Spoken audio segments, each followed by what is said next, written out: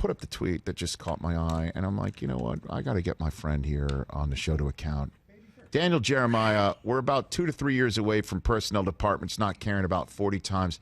The game GPS data is going to replace it. And these are the words that really cut deep.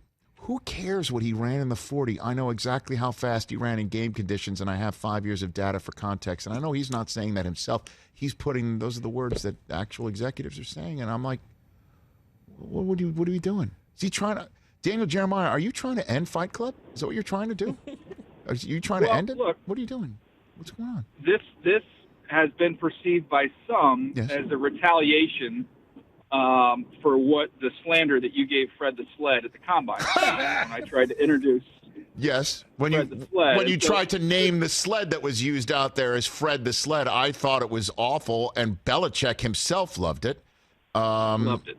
And the rest of your scouting and coaching and evaluation community loved it, and I accepted it. I came around on Fred the Sled, but this one cuts deep, Daniel. Cuts very deep. Well, there's a lot of layers here. I will say this. There's a lot of irony. As you can tell, I'm in the car right now. Yes. I spent the day in the morning in Orange County where a bunch of these guys are working out. Yes.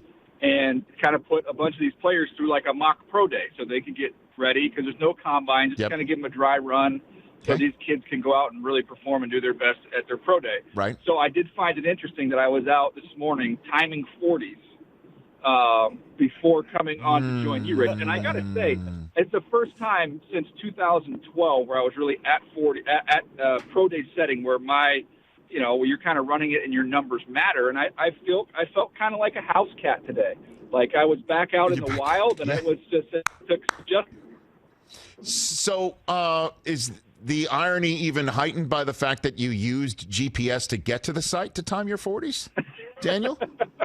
Does the if I could have just driven my car next to them while they ran, I would have done it. Maybe they wouldn't allow that on the field up there in Orange County. See, but this is my point, Daniels. There's always going to be, like, sure, the SEC is going to have chips in the shoulder pads of these guys, but there's always going to be D3 small school people that you're going to need to get out the old timer and figure this thing out. The 40-yard dash will always be necessary. Always. It's always going to exist. I'm with you on that. It's always going to exist, and there are going to be times where it helps.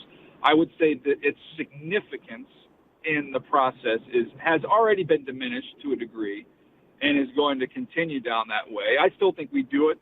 You still do it at the Combine, and we've been doing the GPS numbers at the Combine for a while now too. So we have both sets of information there. But when I've talked to GMs and guys around the league, that has entered into the lexicon over the last 2 years in a big way. And it's, this guy was in the 94th percentile, or this guy's fastest time was in the 80th percentile for his position. These GPS numbers are coming more and more and more into kind of the common conversations that you have on these players. Yeah, I know, but it is obviously something. But to me, look, man. I know that you'd rather use the GPS in somebody's shoulder pad to see how fast someone ran against Auburn or against the Ohio State, rather than having Charlie casually close one eye and try and figure out when his finger is actually moving accurately. I totally get that, but you are telling me that there will always still be a 40-yard dash at the Combine, right? The scouts aren't going to just toss it, right? Yeah, I mean, I think we will still have it, and I still think you'll use you'll have the 40 time, but I think the GPS number will continue to carry some significance, and it's going to get more significance as we go forward. I mean, I can envision a day where you're running, the distance of 40 yards, and then we have a GPS number there, and we have a speed limit, and we could have a police officer there right at the finish line to see if whether or not you get a ticket or not. Don't laugh at that. I mean, it's funny. Daniel Jeremiah here on the Rich Eisen Show. All right, let's talk a little bit here before we get to this year's draft class. I think it was at the draft in Dallas where I was first hearing some rumors about keep an eye out for Seattle drafting a quarterback. I think that's how far back it was the first time I heard, like, wait a minute, something's not right with Seattle and Russell Wilson. Something's going on. What is going on there, Daniel? Why is there constant smoke coming out of that building in regards to this coach quarterback relationship that still exists to this day. What's going on? Yeah, it's a great question and good recall by you. I mean, I won't say who all was in the vehicle, but I remember, us being in the vehicle on the way to the draft, and we were having these conversations. Like, is this really possible? Like, it was legitimate information. So it's been going on for a little bit of time here. I thought the telling thing in that article was the mention of the two quarterbacks, right? He's kind of caught in between the legacy of Brady with the championships or Breeze with the numbers. And he hasn't been able to really get to either one of those sides. He's been kind of right in the middle, and that's the formula that Pete's used. So it's Pete's belief in the philosophy and Russell's belief in himself. And eventually, there's going to come a time where that's just not going to work anymore because it's a different goal in mind for both of them. So the problem is, here's the thing: you say, well, they're not, the Seahawks are not happy with him saying this stuff publicly. Russell's not happy. That's why he's obviously saying these things publicly. But how the heck do you get fair value in a trade for somebody like Russell Wilson? I just don't know how you do that because everybody loves to make the hypothetical trades, but they always forget to tell you who's going to be playing quarterback for the Seattle Seahawks. Exactly. Well, that's why I said, the two words are Geno Smith, and so that said, though, there are two teams on the East Coast that do have sort of the, if this is true or not, what he's looking for, an upgrade into a glitzier lifestyle for he and his wife and his family. There are two teams in the other conference on the East Coast that can flip a quarterback that's young and under contract back to Seattle if they want it. The Jets and Darnold and Tua and Miami. Do you think Miami and the Jets make a move like this, whether it's for Wilson or Watson, over the next 6 weeks before you and I sit, assuming socially distant in Cleveland, Ohio, for the draft? Daniel?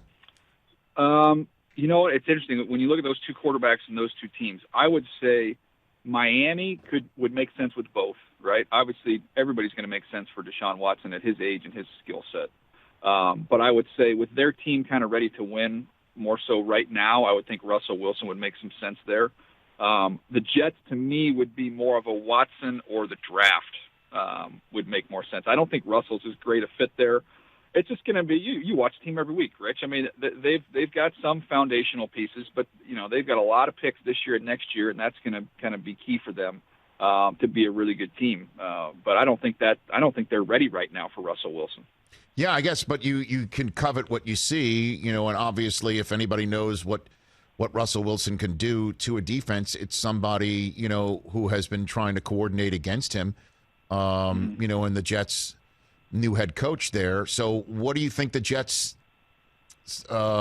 game plan is right now? March 1st, here we go, second overall, who wants who, and what do they do over the next 6 weeks? Best guess right now. DJ? Well, I think they for sure check their voicemail every day to see if Nick Caserio is called back. I'm sure that's where the day starts. Right. And then once you get through that part of your day, you're trying to get to what I believe will probably be about a month from now, probably the 1st of April. By that time, you'll have a comfort level with these draft kids. You'll know not only have you seen their pro days, see them throw live, you'll have a chance to have had multiple interviews with them, over Zoom to get your coaches comfortable with them. Your coaches by now should have a feel for Sam. The new coaches should know exactly how they feel about him and how he fits, and not only how he fits in, physically, but also financially into what they want to do. So to me, I think you've got to get to the point where you can say whoever your quarterback is in this draft, whether it's Wilson, Fields, Lance, whoever, that they've passed your physical and that you've seen them live and they've checked the boxes in terms of the interviews and all that stuff. Then you decide comparing them versus Sam. So to me, again, every day I'd be checking in on Deshaun Watson to see if there's any chance you get something going there. But outside of that, I think this is going to have to play out till we get to April. All right, let's check on your latest mock draft 2.0. No shock here, Trevor Lawrence. And then you do have the Jets selecting Zach Wilson. So that's who they would, if they decide to stay put and then decide that Darnold will be playing elsewhere, that's what they would do. That's who they would choose, would be the BYU quarterback. that's just my mock draft version here. Right. We've got a couple more to go, but as I kind of look at it, I think that's the one that makes the most sense for them. So that's where I have them going, and then it becomes interesting. I mean, the fascinating thing, Rich, is going to be what happens then with Sam. So if you take Wilson or Fields, whoever you take there, or Lance, right?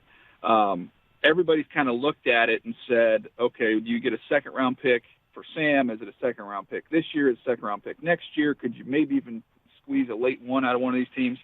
And I'm sitting here going, man, if I'm situated where the Jets are, I'm trying to get a pick swap. They picked 34 at the top of the second round. I would be trying like crazy to see if I could find one of those teams that's picking. You look at where Carolina is. You look at where a team. Where does Washington picking? I think they're they're a little bit further back. Mm-hmm. But you've got Denver and Carolina. I believe 8-9 mm-hmm. in that range. Right. I'd be trying like heck to see if I could let you get Sam Darnold and pick 34. We get pick 8 or 9, and the Jets end up with 2 picks in the top 10. Huh. Because the Jets can just start, I guess, stockpiling that stuff. I'm trying to me, you take the quarterback at 2. Right. Right. Mm-hmm. Then you're depending on what happens in free agency. You could take a really good offensive lineman there at 8 or 9 to plug in with a really good addition in free agency with Mekhi Becton and mm-hmm. a top 10 offensive lineman. Now you've got a really good offensive line to work with here, and you'd still have pick 23, which you could pick or you could trade back. You've got a lot of options with what you could do there. I'm just saying there's a way with Sam, if they did decide to move Sam, I think you could come up with a formula where you could end up with a couple top 10 picks. A few minutes left here with Daniel Jeremiah, my colleague at the NFL Network. We should be at the Combine right now where we are, you and I have been told we're get ready to go to the draft in person in Cleveland, which we're very excited about, right here on the Rich Eisen Show. So Justin Fields to Atlanta, Trey Lance to Carolina. I saw Mac Jones to New Orleans. What is going on? I'm also hearing a lot about Mac Jones, maybe top 10 Carolina. What's going on with this Alabama quarterback? What are you thinking about this and that mix right there to the Saints? You like that one, huh? Yeah. I like the fit with the Saints, and they've got to see what's going to happen with Jameis and what they want to do at that position. But I think he really fits because the skill set he has, his strengths are his ability to see the field, his ability to throw accurately. He's not somebody that's got a huge arm. He's not a great athlete. But we've seen Drew towards the latter portion of his career, once he's lost a little bit, see this offense still click at a pretty good pace when you've got somebody that's a good decision maker that's accurate, like Jones is. But to me, the interesting thing with Mac is this top 10, man, there was no point when I watched him where I thought that was a top 10 pick just because he does not have that type of juice, when you talk about arm strength or you think about his ability to create and make plays. And he's a very tough kid to evaluate because you can sit back in a rocking chair behind that offensive line and you've got a lot of good options out there in the field. So he's difficult to evaluate. I would say you're seeing him really kind of rise up through this portion because he's an incredible kid, and the more people around him and the more you hear about his intelligence and work ethic, I think people are really, really buying on that. So let's try and put some pieces together here from college to the pros. Are you of the belief that despite the Instagram video of him pushing his sled around, that Breeze is going to retire? Does the evaluation community think that is going to, in fact, happen? Yeah, that's where my son works out in the summer there with Todd Durkin there in San Diego. So I've seen Drew doing that sled drill a bunch over the last couple of years. But I still think he stays retired. I think he's never going to stop being a competitive person who's going to work out and stay in great shape. I thought maybe that got blown up a little bit. Okay. All right. And where Alex Smith rumored to be released by the Washington football team. A lot of people connecting dots to his college coach, Urban Meyer, and he'd be the perfect guy to teach Trevor Lawrence how to be a professional, but maybe he's thinking, I didn't come back from leg surgery to be Mr. Chips here. I want my opportunity. Where do you think he might make sense for a team that could potentially go to the playoffs with Alex Smith, as Washington was doing because of his play last year? Yeah, I mean, the two that make the most sense to me first and foremost would be Jacksonville, and he did such a great job with Mahomes. He's being punished for that. But, man, that would be my target if I was Jacksonville, to try and bring him in. And then I would just add, we'll see, keep an eye on New England and what goes on up there, because we know Bill's formula, right? But he wants to not turn the ball over, make good decisions, and win with defense and special teams. And Alex Smith can do that. I love that. Food for thought. And before I let you go, news of the day, what do you think of J.J. Watt signing in Arizona, DJ?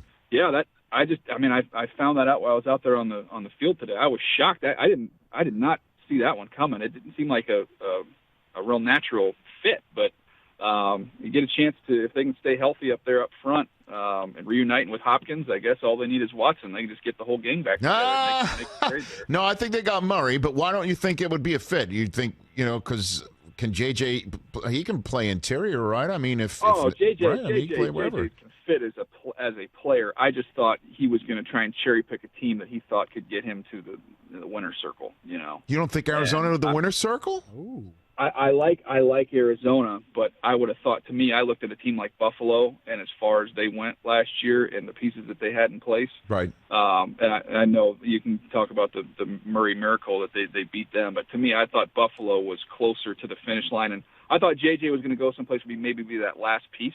Right. I think Arizona can be a playoff team, but I don't think that they were one piece away from a championship. DJ, appreciate the time. Again, no more, even if you think it, don't tweet about that, about the 40-yard dash, because if they come for the 40, what's next? Football on a stick? We can't have it. You know what I mean? Like, let's just keep old school. Let's keep it healthy. Let's keep it young and fresh, best we can. Yeah. You don't mind. Yep. Let's do that. Matt called while we were talking, by the way, so I got to call him. Did he really? Yeah, he did. I wish I could have I would have three-wayed him in there. Can you imagine how pissed you'd have been if I would have said, "Hey, Mike, you're on the air." By the way, we're showing a photograph of me with football and a stick with him right there. And once again, he's not teeing. He wasn't into football and a stick. He wasn't into it as much as I clearly was. But that picture say 1,000 words right there. All right, DJ, thanks for the call. You take care. See you, Rich. Bye. Tell Mike I said hi. There's Daniel Jeremiah. Hey, you watched all the way to the end. Thanks for that. Watch more right here.